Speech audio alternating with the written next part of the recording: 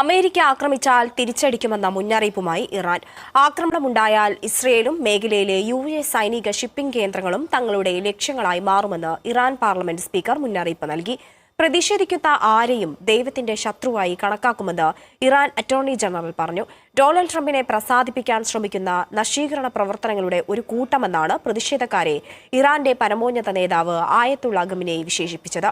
യുഎസിനും ഇസ്രായേലിനുമെതിരായ Iranian ദേശീയ യുദ്ധത്തിൽ കൊല്ലപ്പെട്ട രക്തസാക്ഷികൾക്കായി എന്ന് പറഞ്ഞത് ഇറാൻ 3 ദിവസത്തെ ദുഃഖാചരണവും പ്രഖ്യാപിച്ചിട്ടുണ്ട്.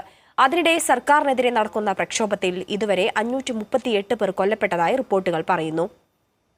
യുഎസ് ആസ്ഥാനമായി പ്രവർത്തിക്കുന്ന ഹ്യൂമൻ റൈറ്റ്സ് ആക്ടിവിറ്റീസ് ന്യൂസ് ഏജൻസിയാണ് കണക്കുകൾ പുറത്തുവിട്ടത്. 490 പേർ പ്രക്ഷോഭകാരികളും 48 പേർ ഇറാൻ സുരക്ഷാ സേനാംഗങ്ങളുമാണ്.